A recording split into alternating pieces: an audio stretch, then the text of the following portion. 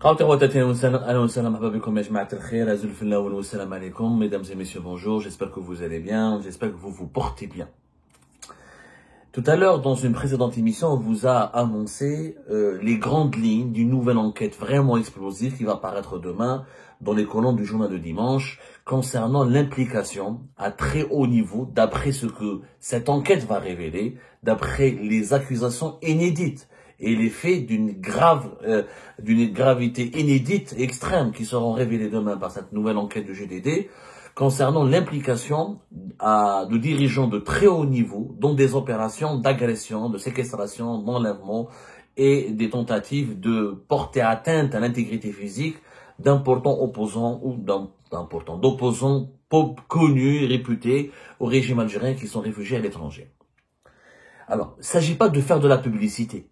Notre émission n'avait pas pour objectif de faire de la publicité à une enquête journalistique.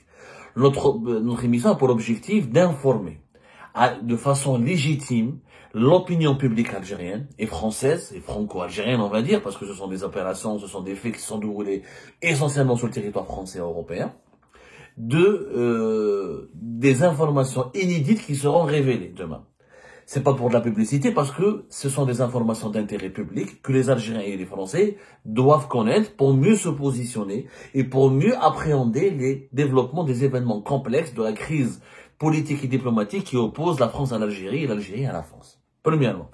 Deuxièmement, notre objectif était de dire et de relancer les autorités algériennes en leur demandant de nous dire enfin la vérité sur ce qui s'est passé contre les opposants algériens à l'étranger. Le journal de dimanche n'est pas le Coran, n'est pas la Bible, n'est pas l'expression de la vérité absolue. Le journal de dimanche, à travers l'enquête qui a été menée par Mohamed Sefaoui, va révéler des faits, en citant des éléments techniques, des éléments contextuels, des éléments factuels qui sont vérifiables et qui seront vérifiables, en donnant des noms, en citant des noms, en retraçant le parcours de certaines opérations qui ont été menées à l'étranger contre des opposants algériens. Est-ce qu'il dit la vérité? C'est à la justice ensuite française et de se manifester, de s'autosaisir pour vérifier les éléments qui seront révélés par cette enquête. Un journaliste n'est pas un juge. Un journaliste enquêteur, je fais des enquêtes journalistiques, donc je suis bien placé pour le savoir, et Algérie Part est un média d'investigation d'abord et avant tout. Un journaliste donne de l'information. Mais il ne condamne pas. Il ne peut pas confirmer la culpabilité de l'un ou de l'autre. Il donne l'information, il attire l'attention, il interpelle les juges, les autorités judiciaires et publiques, il leur dit, voilà ce que nous avons découvert. Comme fait grave aux autorités politiques et judiciaires et publiques de s'en saisir pour décider des inculpations ou du traitement judiciaire qu'il faut apporter à ces faits graves. Maintenant, moi je vous invite à avoir un débat rationnel. Parce que malheureusement en Algérie, du côté algérien, quand un journal français parle, quand un opposant, quand c'est Abdou Samar qui fait des révélations, Abdou Samar est un opposant, il n'est pas crédible, il est à l'étranger, il a un problème avec les autorités algériennes. Moi, j'ai pas de problème avec les autorités de mon pays, c'est elles qui ont un problème avec moi, parce que c'est elles qui sont suspectées et citées maintenant comme étant le responsable, le commanditaire de mon agression en août 2023. Ce que va dire le GDD demain, il va donner l'identité des commanditaires. Et la catégorie à laquelle appartiennent ces commanditaires, qui sont des dirigeants algériens au pouvoir. Donc ce sont elles qui ont un problème avec moi. Moi, j'ai pas de problème avec les autorités de mon pays. Moi, je n'ai pas choisi de m'exiler. Je n'ai pas choisi de m'établir en France. J'ai été contraint. Parce que j'ai été persécuté, emprisonné arbitrairement, condamné à mort et condamné arbitrairement. Moi, j'aurais aimé être dans mon pays à faire le journalisme le plus normal, le plus correct. Si j'étais dans mon pays, si j'étais établi en Algérie, et c'est mes droits juridiques et mes droits civils et civiques qui étaient protégés, j'aurais réagi face à ces révélations de la même manière que si j'étais en France. Si j'étais à Alger, j'aurais fait un plateau, j'aurais fait une émission, j'aurais fait des articles pour demander aux autorités algériennes de s'expliquer. Quand un État est mis en cause, il doit protéger son honneur, il doit rendre des comptes et rendre des explications. Si ces informations sont fausses, il peut poursuivre l'auteur de l'enquête en justice, il peut demander un procès judiciaire, mais surtout, avant d'aller vers le tribunal ou vers les tribunaux, il doit communiquer et donner sa version des faits. La question que tout le monde se pose et qui mériterait une réponse, les dirigeants algériens doivent y répondre clairement. Avez-vous agressé, avez-vous commandité les opérations d'agression de Abdou Smal, de MLDZ et de Hicham Aboud? C'est très simple. Avez-vous été associé de loin ou de près à ces opérations d'agression? Des éléments sont là. Moi, mon agresseur, il était à Alger, il est revenu d'Alger. Après mon agression, il est parti se réfugier à Alger. Il a négocié avec un ancien gendarme français qui devient franco-algérien, un franco-algérien qui est devenu ensuite détective privé à Alger. Tout a été payé depuis Alger. Donc, il y a des partis liés à l'Algérie. Est-ce que c'est des partis privés ou c'est des partis étatiques? Le débat, il est là. Le journal de dimanche et dans l'affaire d'MLDZ, le parquet national antiterroriste met en accusation, comme d'autres médias comme l'Express, comme Marianne auparavant, c'est l'État algérien qui met en accusation parce que les informations qui sont disponibles à travers des faits et des preuves suffisamment tangibles affirment qu'il y a une implication officielle. Si l'État algérien n'est pas d'accord avec cette version des faits, qu'il nous donne sa version des faits, qu'il nous dise la vérité. Dites-nous la vérité. L'Algérie, Tebboune, il est là. Un jour, il va partir. Les généraux qui sont actuellement au pouvoir, ils sont éphémères, ils sont pas éternels. Un jour ou l'autre, ils vont partir. Les officiers des services de renseignement qui sont là au pouvoir, un jour ou l'autre, ils vont partir. Les ministres qui sont actuellement au pouvoir, un jour ou l'autre, ils vont partir. Dans quelques années, ils pourront mourir, ils pourront disparaître, ils pourront diminuer de leur fonction. Mais l'Algérie, elle est éternelle. Elle est censée, j'espère, être éternelle. L'État algérien est une entité morale qui survit aux personnes. Les institutions de l'État sont des entités morales qui dépassent les enjeux personnels. Et quand ces entités, ces institutions sont mises en cause, elles ne peuvent pas rester silencieuses. Et encore une fois, c'est pas la peine de nous dire la presse française, elle est mobilisée contre les autorités algériennes, elle est embrigadée, c'est des lobbies anti-algériens, l'algérophobie, l'extrême droite, Mohamed Sifawi est un sioniste, pro-sioniste, Abdou Zammar est un makhzenien, pro-makhzen, khoroto. Ça, les insultes ne servent à rien. Il y a des faits qui seront publiés, qui seront retranscrits, décrits, écrits, expliquer. Il faut répondre aux faits par les faits. Là, je suis comme Mohamed Sifawi. Mohamed Sifawi m'a appelé, m'a additionné, m'a interrogé. Pas moi, il n'est pas pour il fait pas passer de la police judiciaire pour m'auditionner. Il m'a interrogé, il m'a donné la parole sur mon dossier. J'ai partagé avec lui certains éléments. Il a partagé avec moi certaines des informations. Et il m'a dit, voilà, je vais dire dans mon enquête, tu vas apprendre l'identité du commanditaire de ton agression. Je suis choqué. Donc, moi, mais qui Mohamed Sifawi, ses incointances, ses idéologies, son parcours personnel. Moi, ce qui m'intéresse, c'est les faits. Moi, je ne personnalise pas les choses, les événements et les dossiers. Moi, c'est les faits. Est-ce que ce qui est écrit dans son enquête est vrai ou pas? Que ce soit Mohamed Sifawi, ou Jacqueline, ou Rachel, ou Micheline, ou Michel, ou Michael, c'est pas important l'identité physique. La personnalité qui est écrite, c'est pas le plus important. Dans le journalisme, ce qui compte, ce sont les faits qui sont rapportés. Et les faits qui sont rapportés sont extrêmement graves. Maintenant, les autorités algériennes doivent nous répondre aux faits. C'est tout. Moi, par exemple, j'ai bien envie que les autorités algériennes me disent pourquoi mon agresseur s'est réfugié en Algérie.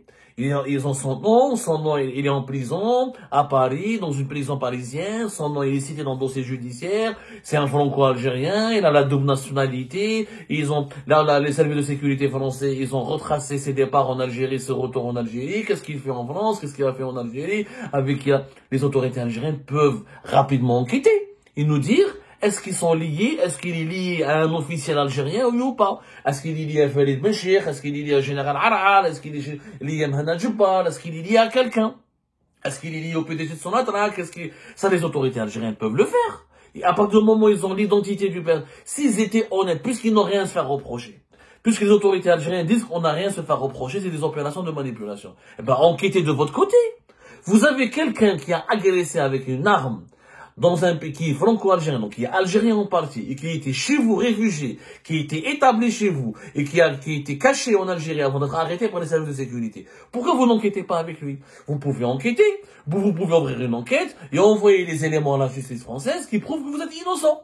Mais vous n'ouvrez même pas d'enquête. Vous ne réagissez même pas. Vous ne dites même pas qu'est-ce qu'il faisait à Alger, à la veille de mon agression et après mon agression. Pourquoi tout a été décidé? Pourquoi il a rencontré un détective franco-algérien à Alger? Pourquoi? Pourquoi ça n'a pas été fait depuis Marseille? Pourquoi ça n'a pas été fait depuis Nice, depuis Paris, etc. Tout a été fait depuis l'Algérie. Pourquoi? Sur l'affaire MLDZ, la même chose. Sur l'affaire Hicham Aboud, la même chose. Dites-nous la vérité. Pourquoi? Sur la fin de MDZ, que faisait l'agent du consulat d'Algérie à Créteil à 500 mètres du lieu du kidnapping d'MDZ le 29 avril 2024? Que faisait-il plus tard? Parce que dans l'enquête, les sources médiatiques françaises nous le confirment en citant des sources judiciaires. Et moi-même, j'ai parlé à des sources judiciaires françaises qui confirment que non seulement l'agent du consulat d'Algérie à Créteil était à 500 mètres du lieu du kidnapping d'MDZ le 29 avril 2024, mais qu'il était aussi dans les environs. Il a été localisé très tard dans la matinée, dans la nuit du 29 au 30 avril, à quelques mètres du lieu de sa séquestration. C'est que là où il a été séquestré, il a été localisé, là où Ahmed Zed a été séquestré, cet agent du consulat d'Algérie à Créteil, il a été localisé à côté. Donc, que faisait-il là-bas? Il faut que les autorités algériennes nous expliquent. Ça, c'est des preuves techniques. Ça, c'est des preuves techniques.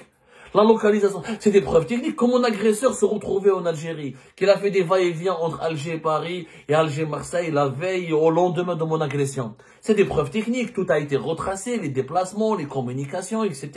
Il a payé quelqu'un depuis Alger. Ce quelqu'un, il a été identifié, il est sous contrôle judiciaire, un ancien gendarme, il a la double nationalité. Tout a été démontré. Ça, c'est des preuves techniques. Ne me parlez pas de sionisme, de Marzen, d'Israël. Ça, c'est des conneries. Répondez aux faits par les faits. Vous dites que c'est un comportement privé. Je connais les privés. C'est des acteurs privés qui sont à l'origine de ces agressions. Qui sont-ils, ces acteurs privés? Pourquoi les autorités algériennes n'enquêtent pas sur eux? Pourquoi ils ne procèdent pas à leur arrestation, à leur interpellation, à leur mise en examen? La justice algérienne peut enquêter de son côté aussi. C'est tout. Donnez-nous la vérité. Trouvez-nous, donnez-nous la vérité. Donnez-nous réellement votre version des faits sur la base de faits. Mais trop légèrement, un jeu, tu fais un communiqué, non, c'est un voyou, Abdou Samar est un traître. Et donc les accusations n'ont aucun sens. Il n'y a pas de place pour les adjectifs qualificatifs dans la justice. Il y a de place que pour les faits et les vérités. Salopard, machin salopard, tu n'as pas le droit de le tuer. Tu n'as pas le droit de l'agresser. Tu n'as pas le droit de l'attaquer. Ça s'appelle la civilisation, en fait. On n'est pas dans une jungle. Donc, au lieu de continuer à évoquer des théories de complot, parce que demain, face aux révélations du GDD, je sais ce qu'ils vont dire. Ah, Mohamed Sifaoui est un sioniste, c'est un anti-algérien. Il y a un Mohamed. Sioniste, machin sioniste, bouddhiste, machin bouddhiste, végétarien, pas végétarien. Ça ne m'intéresse pas. Ce qui nous intéresse, nous, c'est les faits. Ce sont les faits. Il y a eu l'enquête du GDD. Auparavant, c'était l'Express qui a fait tout un numéro sur le réseau d'espionnage du régime algérien sur le sol français. Avant l'Express, c'était Marianne. Et avant Marianne, c'était France Télévisions. Et etc., etc. Chaque semaine, il y a des révélations graves, fracassantes, appuyées par des faits qui ne sont jamais démentis. Les faits ne sont jamais démentis. Quand il y a des réactions officielles ou officieuses de la part des autorités algériennes ou de certains organes médiatiques liés aux autorités algériennes, on est uniquement dans l'insulte, dans l'injure, dans la diffamation, mais on répond pas aux faits. Je crois qu'on est dans un procès, la partie qui est accusée, elle fait que insulter, mais elle répond pas aux accusations. Elle fuit le sujet. Ne fuyez pas le sujet. Donnez-nous la vérité. Qu'est-ce qui s'est passé avec les opposants algériens qui sont établis à l'étranger? Moi, je me pose la question jusqu'à aujourd'hui. Moi, j'aimerais bien que les responsables de mon pays me disent, avez-vous tenté de voler mon téléphone pour connaître mes sources? Oui ou pas? Parce que tout indique qu'il est venu, qu'il a, juste après mon agression, il est parti en Algérie. Pour se réfugier en Algérie, il est resté plus de 3 mois avant d'être arrêté fin décembre 2023, de provenance en revenant d'Alger. Donc c'est clair, net et précis, il y a un lien avec l'Algérie. Donc l'Algérie doit réagir. Elle doit s'expliquer. L'Algérie ne doit pas être considérée comme un pays de voyous. Elle ne doit pas être perçue comme un pays d'assassins, comme un pays de tueurs, de truands. Ça, on ne l'accepte pas. Notre pays ne doit pas avoir cette image, ne doit pas avoir cette réputation. Et parce qu'en Algérie, il y a des gens bons, il y a des gens bien. Au sein même du pouvoir algérien, ils ne sont pas tous salauds. J'ai mes sources, moi, en Algérie. Je sais que tout le monde n'est pas salopard. Tout le monde n'est pas d'accord avec ce genre de pratique. Tout le monde n'est pas d'accord avec la persécution des opposants. Tout le monde n'est pas d'accord avec leur emprisonnement, avec leur condamnation, avec leur exclusion. Tout le monde n'est pas d'accord avec la persécution des journalistes indépendants. Donc, il y a des gens bons au sein du système. Je le dis. Il ne faut pas te maniquer le bien et le mal. Mais il faut que les autorités algériennes s'expriment. Il faut qu'elles nous disent la vérité. Qu'est-ce qui s'est passé avec les opposants? Enquêtez de votre côté, ayez le courage de confier à des enquêteurs indépendants, pas des juges à le téléphone, etc. Les services de sécurité algériens ont des divisions qui peuvent mener des enquêtes. Maintenant, c'est parce que les autorités algériennes elles ne veulent pas enquêter parce qu'elles sont elles-mêmes à l'origine de ces agressions. Là, ça serait des faits extrêmement graves et des cas inédits qui peuvent valoir des poursuites au niveau des instances internationales. Attention! La justice française, il y a des mandats d'arrêt internationaux. Les mandats d'arrêt internationaux, c'est Interpol. Après Interpol, il y a des poursuites devant le Conseil des droits de l'homme de l'ONU. Il y a des actions qui peuvent être menées devant la TPI, devant CPI. Il y a tuer un opposant à l'étranger, l'agresser sans prendre à son intégrité physique. C'est un crime qui peut être assimilé à une violation des droits de l'homme. Ça peut être même considéré comme un crime contre l'humanité. Dans certaines circonstances, ça peut être une violation grave du droit international dans certaines circonstances. Donc, il faut pas laisser s'amplifier les problèmes sans les affronter. Moi, j'appelle les autorités algériennes à affronter ces problèmes-là, à affronter cette part sombre cette part sombre cette part sombre de certaines de ses composantes. Parce que ce sont certaines des composantes de l'État algérien qui sont citées dans les enquêtes journalistiques appuyées par des sources judiciaires des françaises. Nous, ce qu'on veut, c'est la vérité. On ne veut pas accabler notre pays. On ne veut pas le salir. On veut la vérité. Parce que c'est le mensonge qui salit un pays. C'est la manipulation qui salit un pays. Donc, s'il vous plaît, arrêtez de nous entraîner dans ce débat pro-français et anti-algérien. On n'est ni pro-français, ni anti-algérien, ni pro-algérien, ni anti-français. On est pro-vérité et anti-mensonge. On est pro-vérité et anti-mensonge, anti-comportement des voyous, anti-délinquance, anti-assassinat, anti-truandise, anti tout ce qui est comportement immoral, illégal et illicite. Ça doit cesser. Un opposant a le droit à ce que son intégrité physique et morale soit protégée. Il a le droit d'être accepté par son pays. Celui qui ne veut pas, qui n'aime pas les opposants, il n'a qu'à ne pas les regarder. En Algérie, il y aura toujours des journalistes indépendants, il y aura toujours des opposants. C'est comme ça, c'est un pays qui est né libre, qui va rester libre, quelle que soit la nature du système qui va diriger le pays. Vous l'acceptez, ça c'est une condition, c'est non négociable. Il n'y a pas un pays où il n'y a pas d'opposants. Il n'y a pas un pays où il n'y a pas de journalistes indépendants. C'est pas possible. Ça n'existe pas. L'esclavage, il est révolu. L'esclavage, il est révolu. Et les opérations de barbouzerie où tu peux tuer un opposé, un journaliste à l'étranger, en toute impunité, ça c'est révolu. Maintenant, il faut qu'on nous dise la vérité. Il n'y a que la vérité qui pourra sauver l'honneur de l'Algérie, et l'honneur de l'Algérie est très précieux à nos yeux. Et il devrait l'être aussi précieux à ses dirigeants actuels.